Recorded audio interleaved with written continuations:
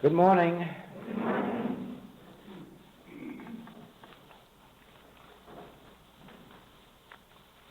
This group, and there is one like this in every city where we hold classes,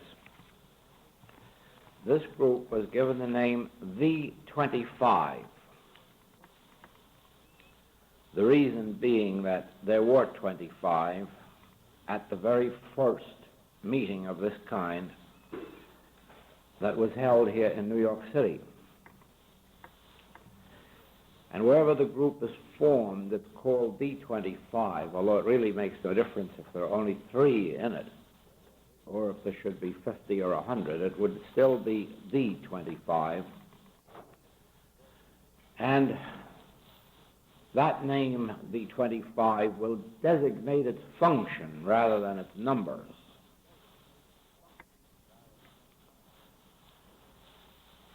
The reason that,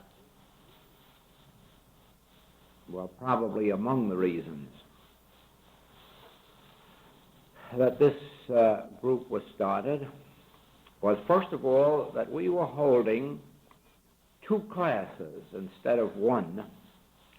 One was called an open class and one was called a practitioner's class, but everybody insisted in being in both, so we had no closed class and we had no practitioner's class. We just had 2 classes instead of one. And all that meant was that there was a lot more work involved and students were spending more money, but there was still no practitioner class being held. It just became a matter of 2 classes instead of one. And then secondly,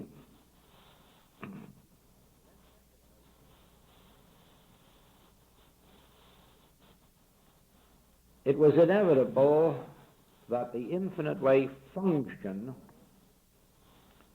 in accord with what was the original idea that sent me into this work. And we can't function that way as a class, and we can't function that way as a large group of students. If you remember, the only reason that I ever was headed in this direction was that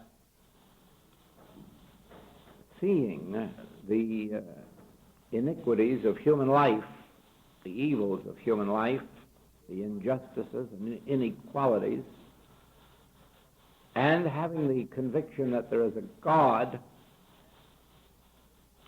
the question arose, is there a way out of these difficulties for an individual or for the world? Is there a way to avoid what really is the horror of human existence? I suppose you could narrow it down to and say, is there a principle of life, or is there a principle of harmonious living for an individual or for the world? Now, I am more convinced than you will ever know that we have that principle. A principle that with which an individual can work and make out of his life anything he wants it to be, or bring it into accord with the harmonies of God and live a completely God-directed life. None of you can realize to the extent, or realize the extent of my conviction that we have that principle. But I go a step beyond that.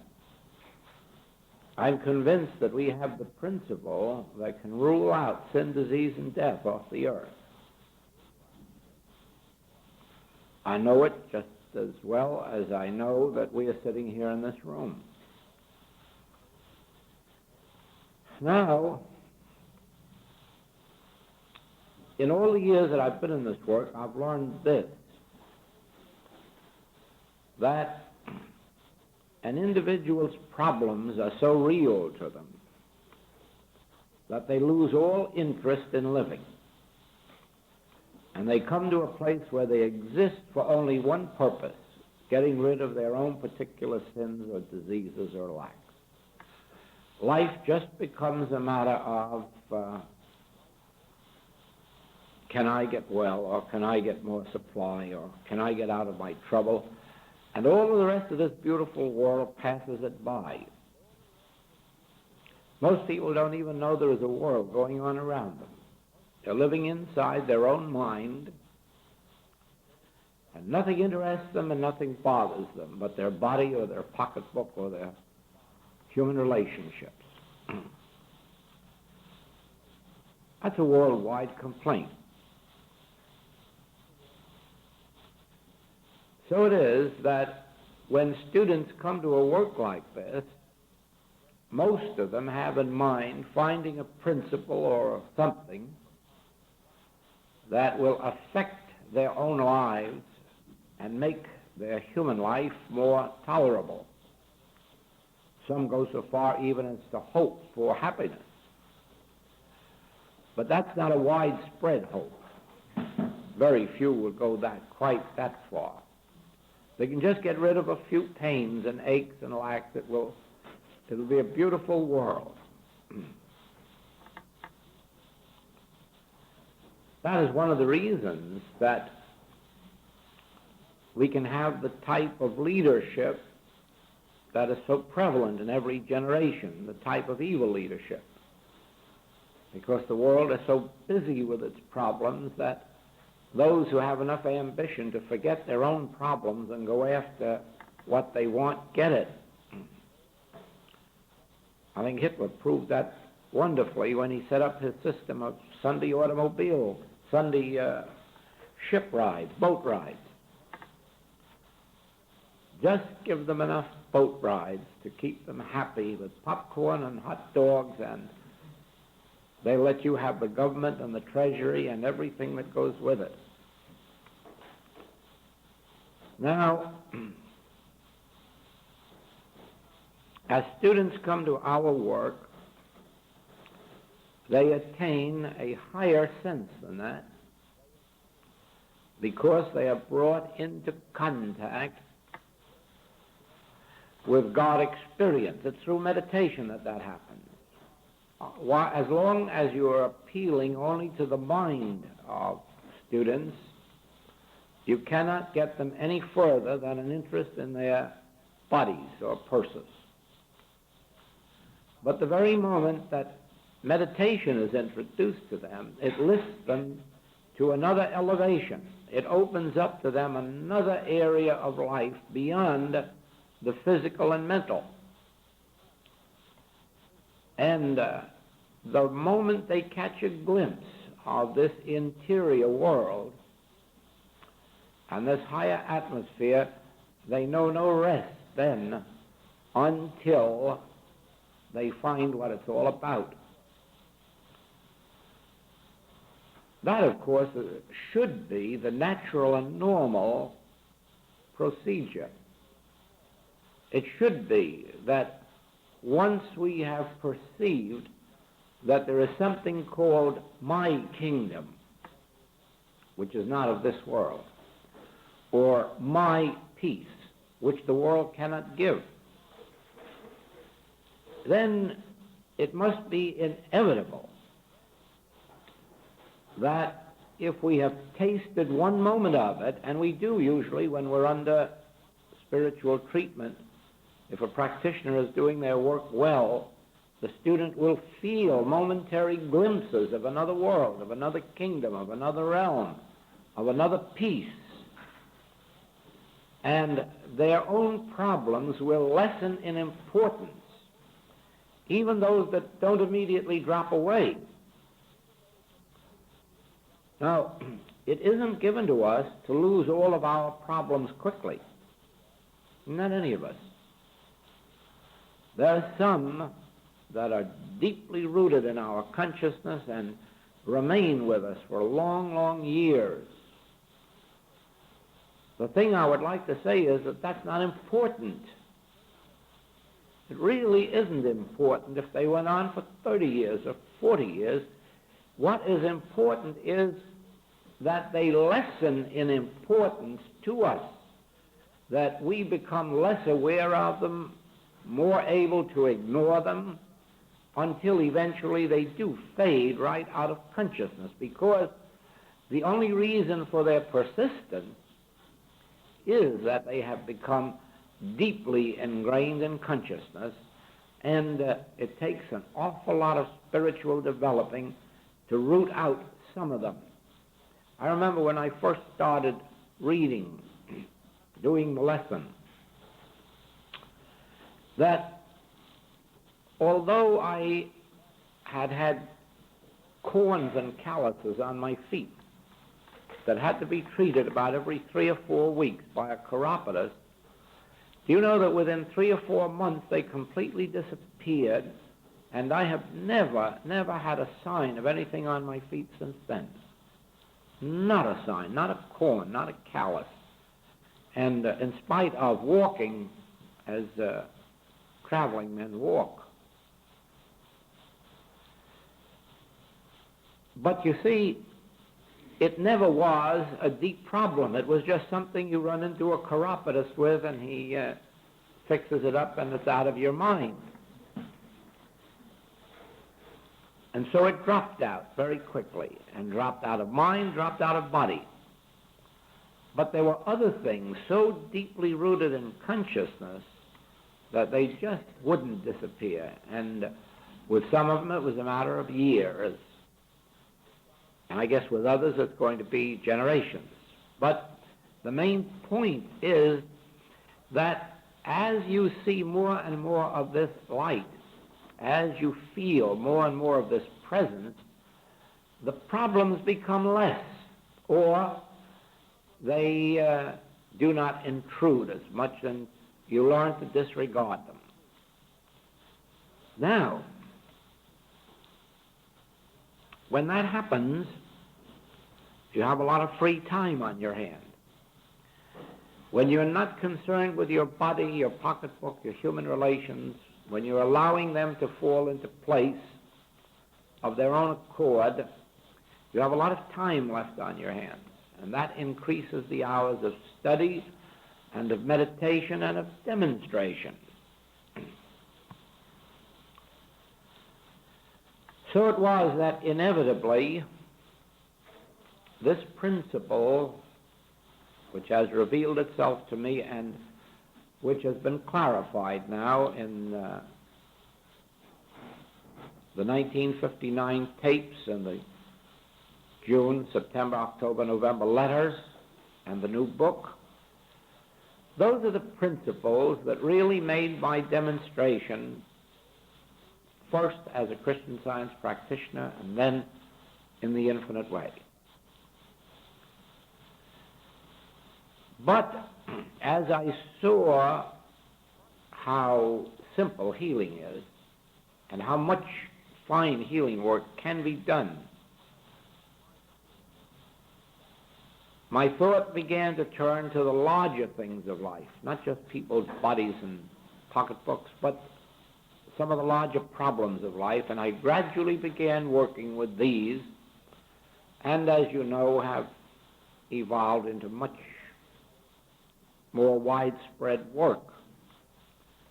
And so it was that the day inevitably came when I hoped that a group of students would evolve sufficiently free of their own personal problems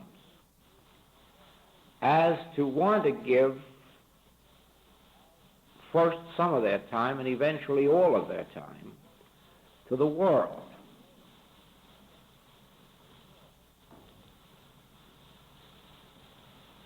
And so this group began. Well, needless to say, wherever these groups function, it is true that one or two develop who have enough interest or have really lost enough interest in their own affairs to take up work on a broader scale. The success of the work cannot be measured because we have no measuring stick.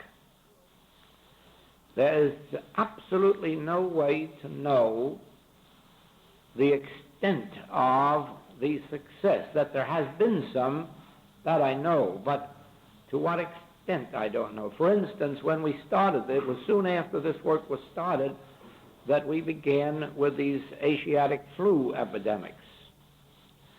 And I have an idea that the work of some of the students in many parts of the world has been responsible for the fact that as a student body we have been almost immune from that claim. And not only that, but even those of our students who are practicing have had very few cases even outside the student body, that is, among those who in any way open themselves to the message to work with. In other words, I think we've kept the student body pretty free of that particular thing. Now, another thing is this. When you stop to think that this work has been going on something into the 13th, 14th year, some of our students have been with us right from this very beginning, you would be surprised at how little of really serious problems have developed in our student body. I don't mean there haven't been minor ills here or there, and probably a major problem here or there, but considering the extent of this student body around the world, not only as a student body have we been remarkably free of major problems, major diseases, and so forth, but actually the degree of harmony in health, in supply, in relationships that exists among the student body is remarkable to watch. I am sure that if you could take an equal number of people out in the world, you would not find a body of people who have progressed in health within themselves and their families to the extent that we have, progressed out of lack and limitation, progressed into a more harmonious inner life, which reflects itself in outer life. This, of course, is partly due to the principle itself, which will do that. But the principle won't do it without something and somebody functioning. That was brought out in the November letter. You cannot separate Christ from Jesus. Christ is, Christ always has been, Christ always will be, but without a Jesus to function it, it stays up in the air where automobiles and submarines and television and all these modern wonders have been for centuries. In other words, they're wonders, but they're unexpressed wonders, like my singing ability.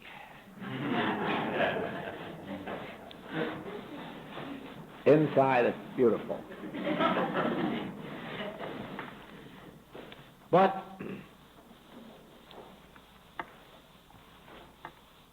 in the same way, let us face it, all of the principles which have been used for the benefit of mankind since Mrs. Eddy started the Infinite Way, since Mrs. Eddy started Christian Science.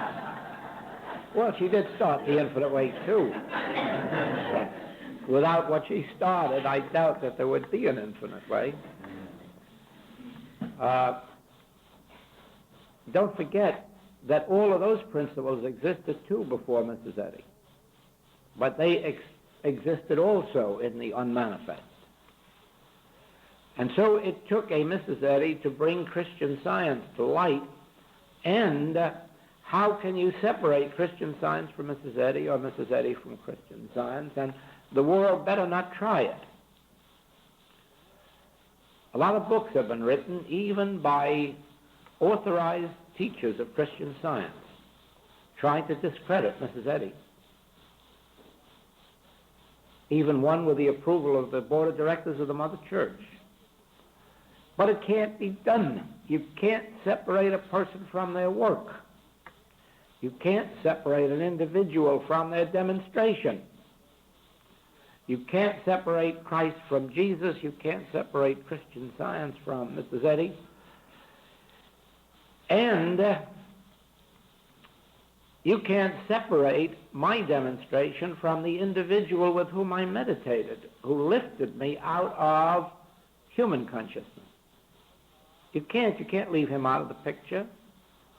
He didn't realize what he was doing. Eventually he passed on, but nevertheless, can't forget him. He has to live as an immortal being, because you can't separate him from the immortality of the work for which he must have been a tremendous instrument. So it is then that if we have a record at all of accomplishment in the way of lifting our student body as a whole above whatever level they would have been as humans, then you can't separate that achievement from those who acted as practitioners or who acted as part of the groups of 25 to bring it about. Now, we will never have proof that these experiences are interrelated, but we do not sufficiently believe in coincidence to disregard them. One of our group of 25 was meditating one day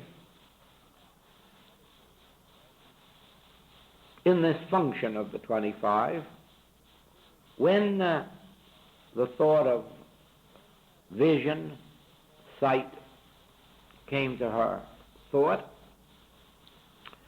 and her meditation consisted of pondering that idea, which of course led eventually to spiritual vision. But in her town the next day the newspapers reported that a blind Negro student was walking across the campus of the college, of the school, and all of a sudden his eyes opened and he had his perfect vision. And he saw everything. And the next day, the morning, or that afternoon or evening, went to a doctor, was examined, was taken to the hospital and examined, and was told he has perfect vision. And it happened out of nowhere, but it happened in that very hour, 4 p.m., when this woman was meditating and having her vision of vision. And to me, that is not coincidental. In another city, one of these same students was meditating. In this case, I don't know the subject of the meditation, but in that city, a young child was given up by the doctors to die that night with leukemia.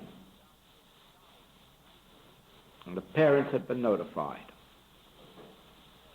The doctor came into the hospital the next morning prepared to make out the death certificate and found the child completely healed. The case attracted so much attention that the doctor called a press conference and asked the reporters to please announce that he was not responsible for the healing. As a matter of fact, that he had done nothing for the case different than all doctors do in those same cases, and that he had left the hospital that night after having given up the child, so that he has no knowledge of what happened, no awareness of it. And please, parents, don't send to him for any cure, for he doesn't know any. And I don't believe that is coincidence. Now, some of you, I'm sure, are aware of the fact that in the United States we have a very serious problem, that of drug addiction and the illicit sale of drugs.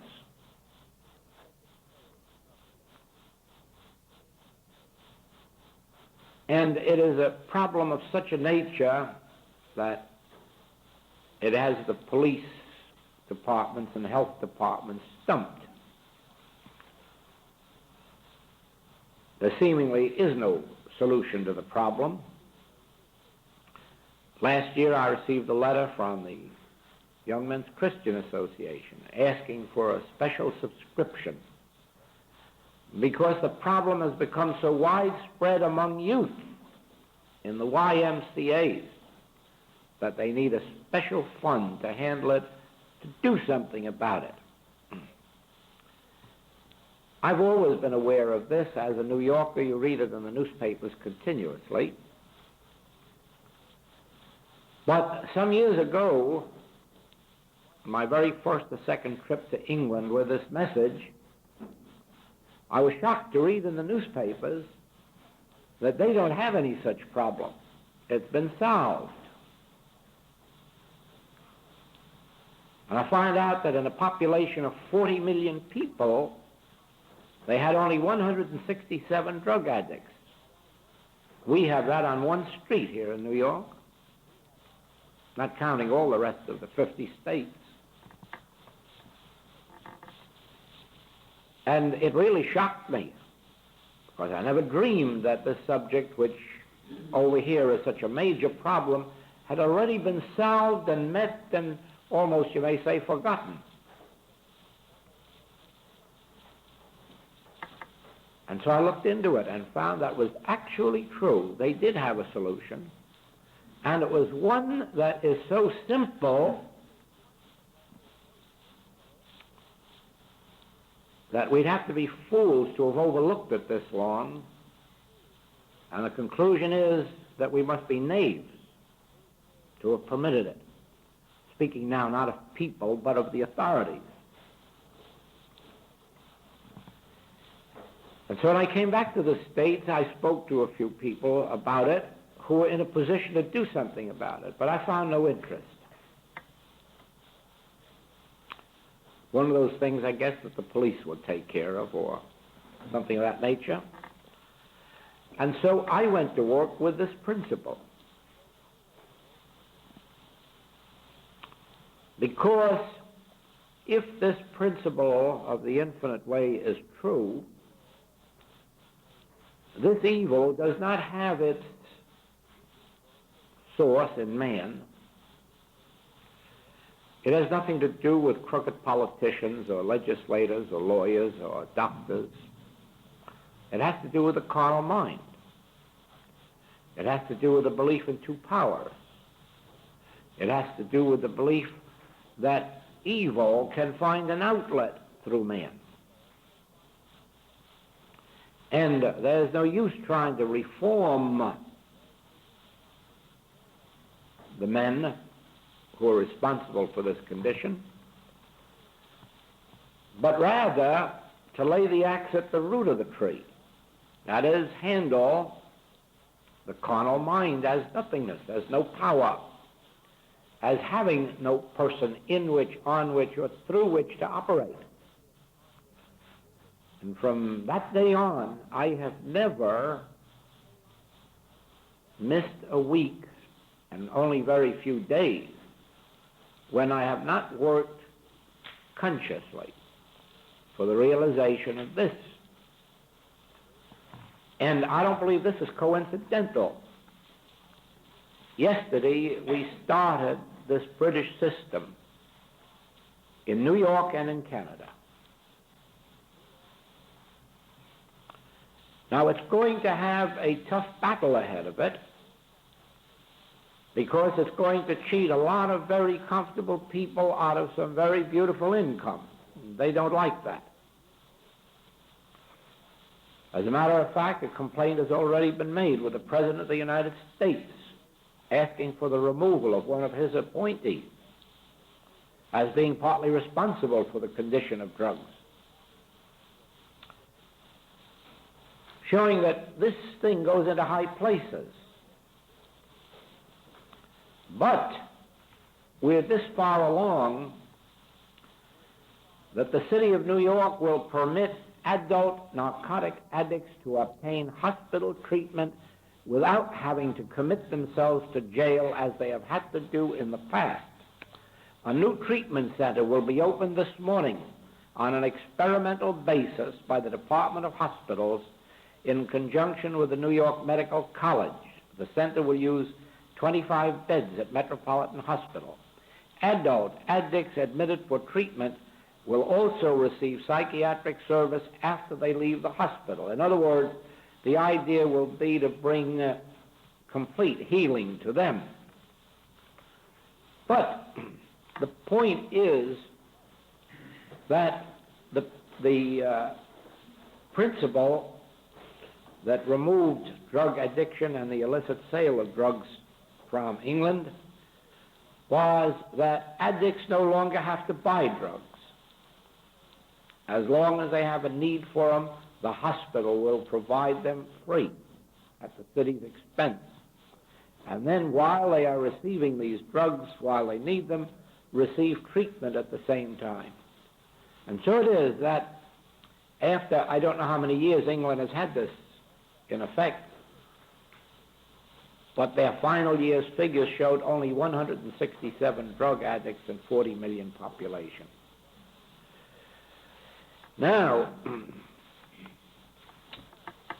for this to succeed and to spread throughout the United States in the face of the opposition that it will bring, it will be necessary for every one of our groups to remember at least once or twice or 3 times a week that the carnal mind manifest in such experiences as this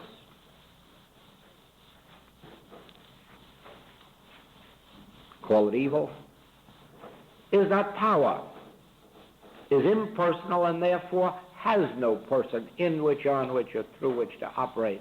And by not fighting the condition as a problem, and by not fighting the men or women who are concerned, but by living in the consciousness of the non-power of that which would operate as mortal mind,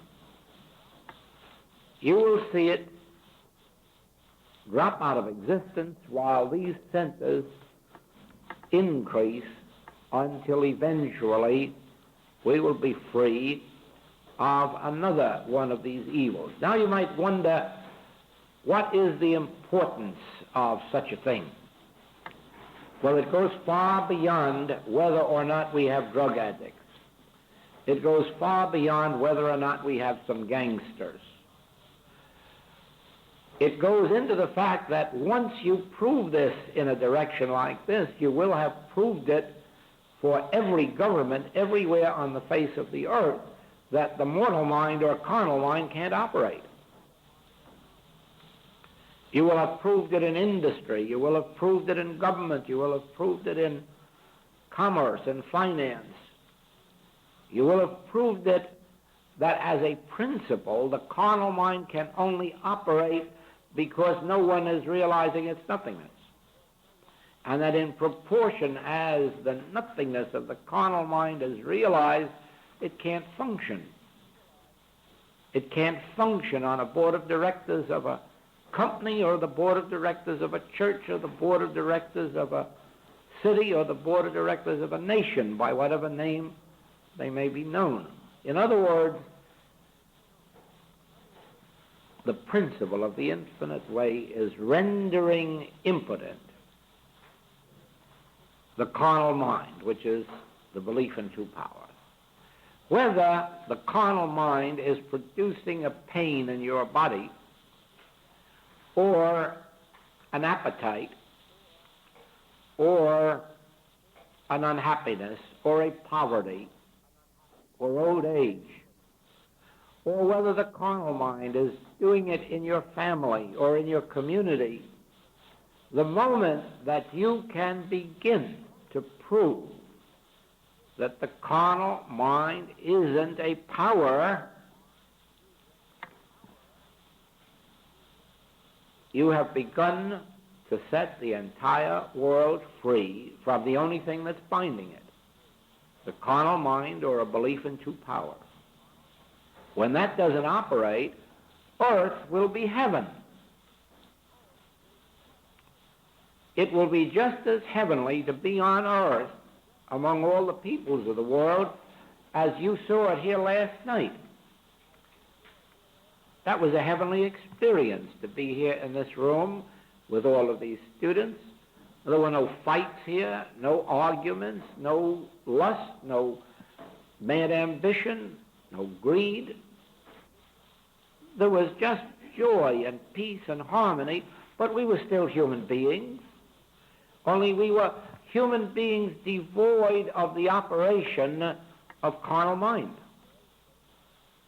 That is the only difference between us here last night or this morning and us before we came to this consciousness. We're the same people. We look in the mirror and look the same as we did then, only a few years younger, I hope. But otherwise, we're the same people, but we're the same people without that degree of carnal mind operating in us that is usual in the human world. Now,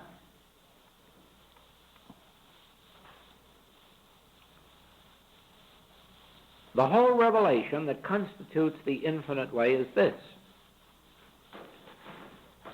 that the more power you bring to bear, the worse off you'll be in the end. The harder you fight, and the more powers you bring to bear on evil or error, the more the reaction will be upon yourself. That the secret of harmonious demonstration lies not in the use of power, but in the absence of power. Not building up more and more and more material power and physical strength and physical might,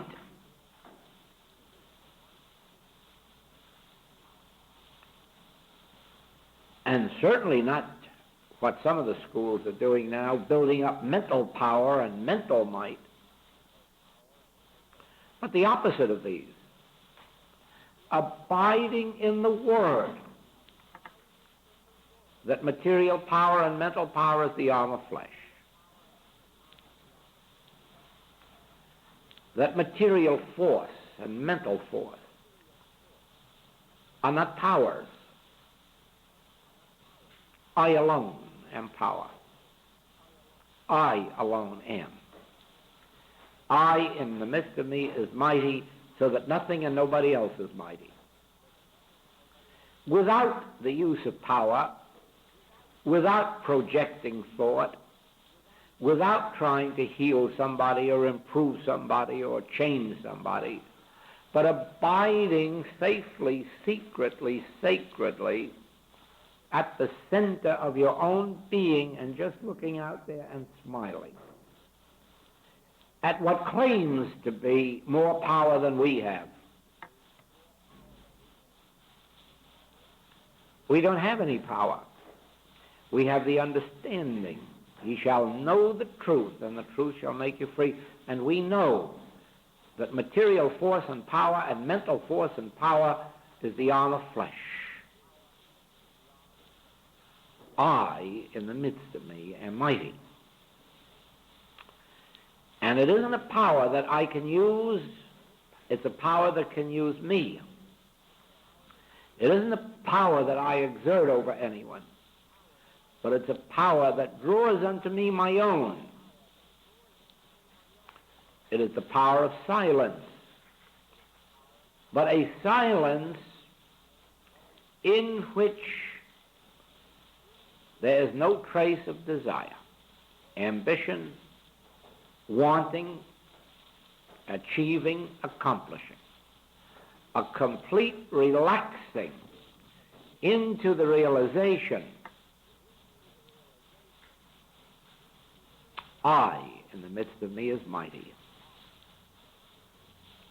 And unto it I surrender myself and the belief into power. The belief that carnal mind is power. Now, purposely I have avoided saying that greed, lust, ambition aren't power, because these are effects, and if you overcame those effects, you still have the cause of them. Just like assassinating dictators is a waste of good ammunition, because you don't eradicate dictatorship. And as long as there is dictatorship, there'll be someone along to manifest dictator. The thing to do is to nullify dictatorship, wipe it out of human consciousness, and then it doesn't find any individuals in whom, on whom, through whom to operate. How is that done? By the recognition of the fact that all that makes for dictatorship or tyranny is actually an activity of carnal mind. And carnal mind isn't an actor or a power or a beer or a doer. It is the arm of flesh or nothingness.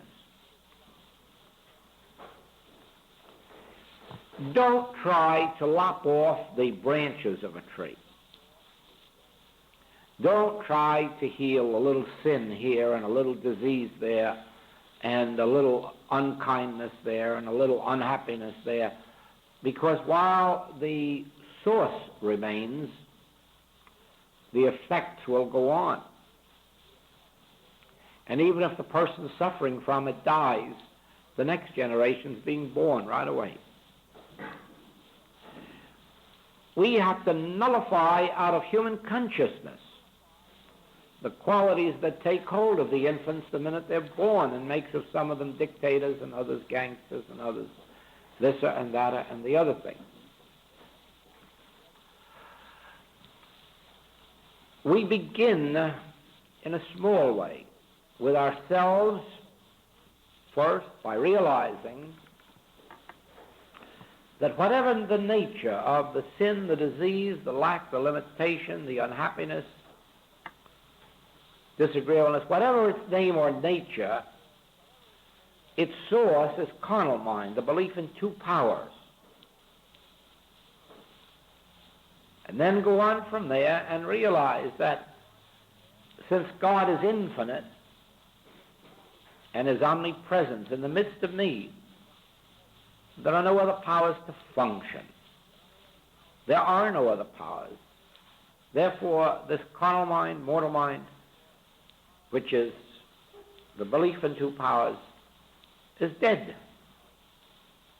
I have died to the belief in two powers. Then gradually you'll find that these erroneous traits and their results begin to fade out of our experience. Then we turn to those who are closest to us. We're more aware of their faults than we are of our own, so we have good playground there. But instead of indulging the usual family squabbles about you are this and you are that and you are the other and he is this and she is this, we should be far too advanced to indulge that, far too advanced to personalize any of the evil qualities that we're finding in our friends or relatives. We should be far enough along to say, why, this isn't you. Not to them, heaven forbid. To ourselves, this isn't you. This isn't a quality of you. All that I'm faced with is the temptation to believe in two powers, a divine mind and a mortal mind. a good and an evil. This is me. This is my problem. This is being presented to me. Do I believe in two powers? Do I believe the carnal mind is a power? Do I believe that it can create sin, disease, death, lack, limitation? Or do I see it for what it is, beyond the flesh? As you impersonalize and nothingize, their response to you has to change. It has to change.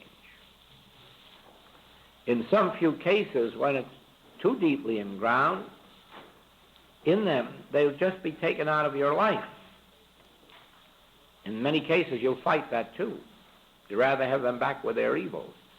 But the principle won't let it be that way. Now,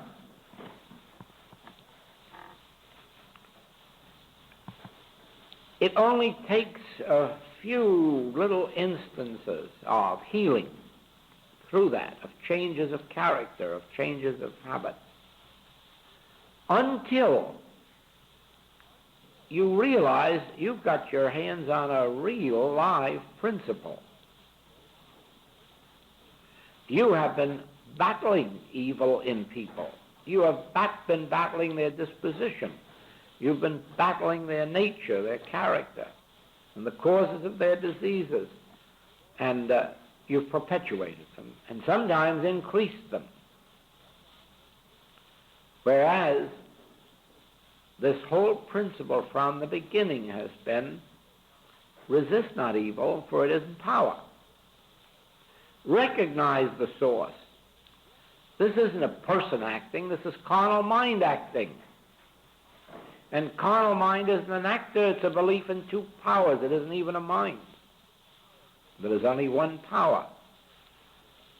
Then do you not see that you're ready for this next step, which I'm so in hopes that these groups of 25 will undertake?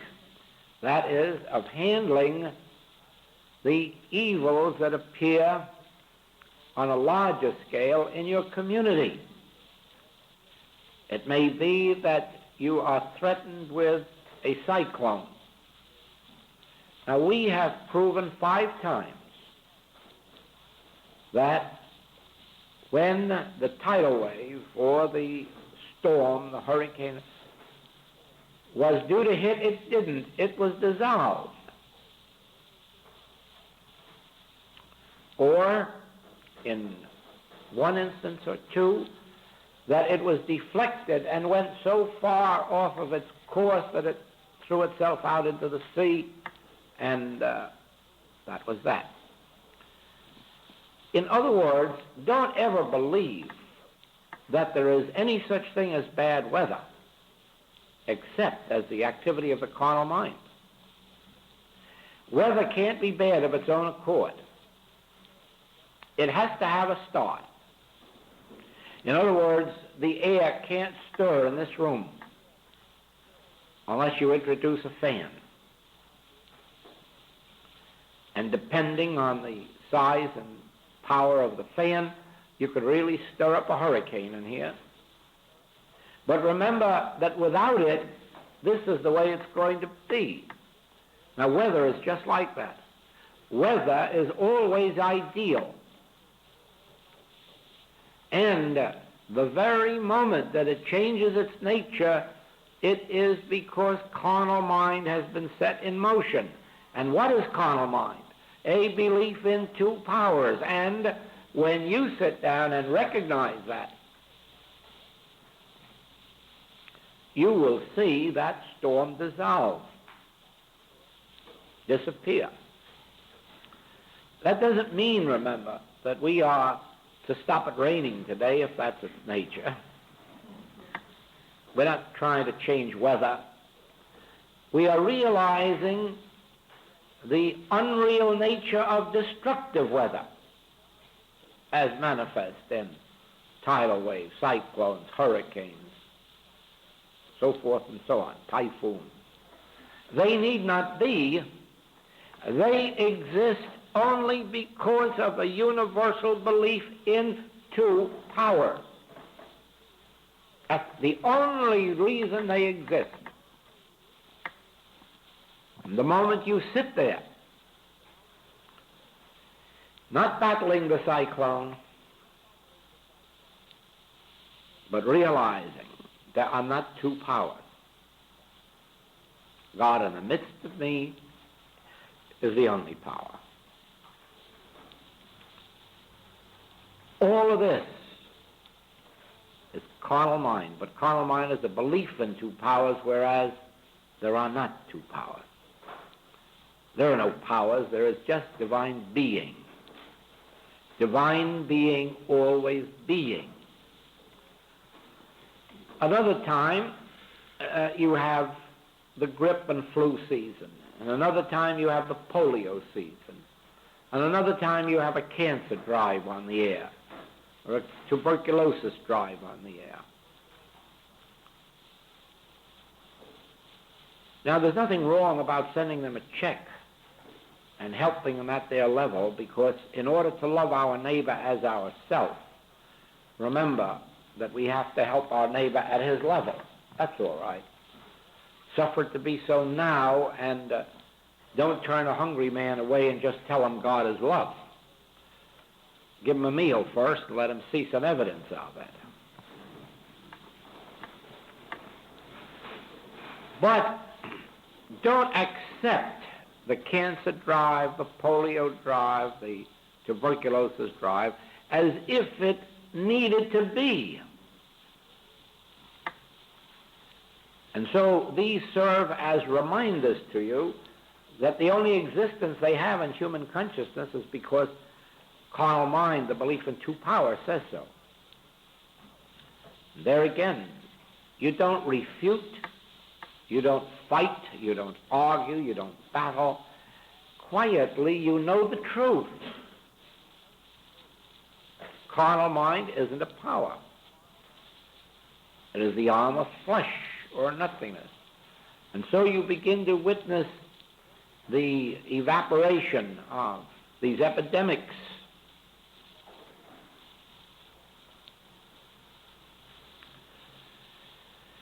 You see,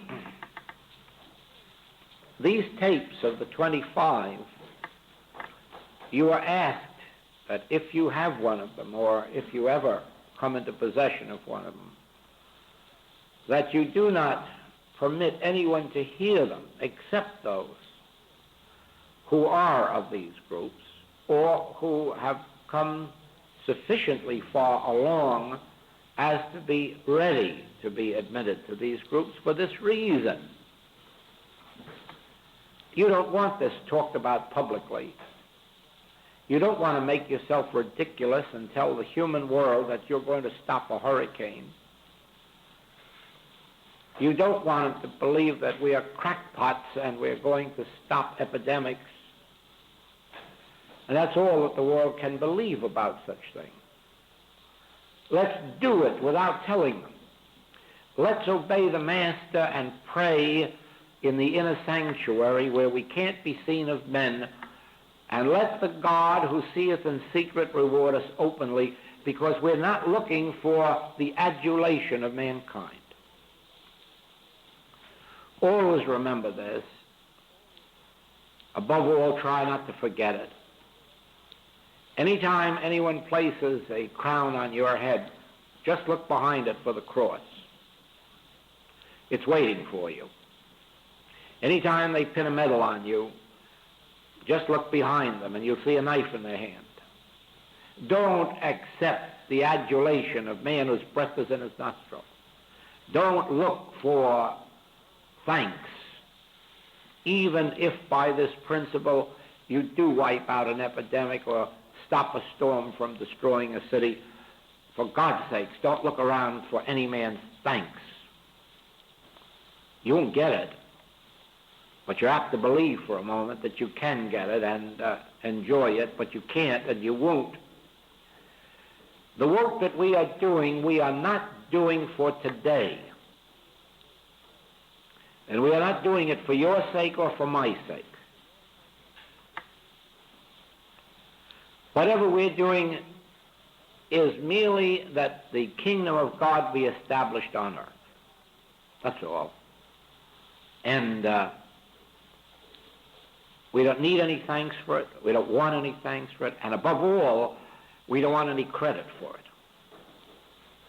For every ounce of credit you get, you drink many bottles of gall. So don't look around and hope that your neighbor's going to thank you because you stopped the storm. He's going to ridicule you and report you to the police department or the health authority. This work is a secret work and a sacred work. We don't want pay for it. We don't want credit for it. We don't want monuments built to it. And above all things, we never, never want any part of the world to say the infinite way benefited the world to this extent. That would be fatal. That would be fatal. The reason is this. Human nature isn't constructed on such a basis that it wants to permanently acknowledge anybody or anything for any reason. Therefore, you build up antagonisms that interfere with your work. Don't you know that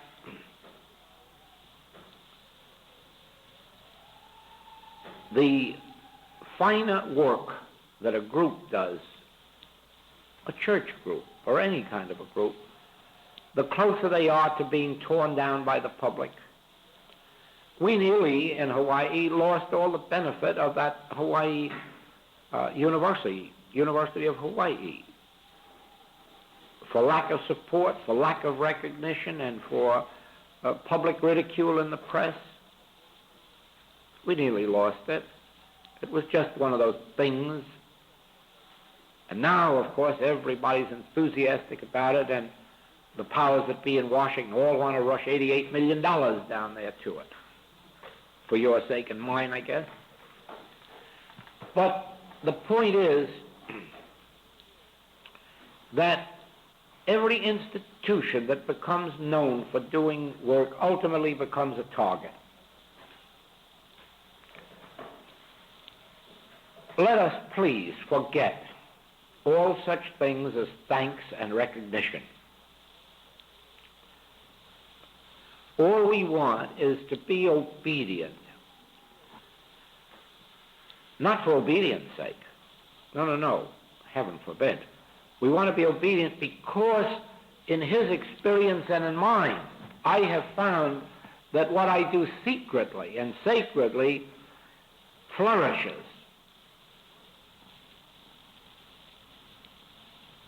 And I haven't missed my picture in the papers or a parade down Broadway. And don't build a model for me on 42nd Street. My wife is going to do something for me. She's going to have a statue built with George Cohan.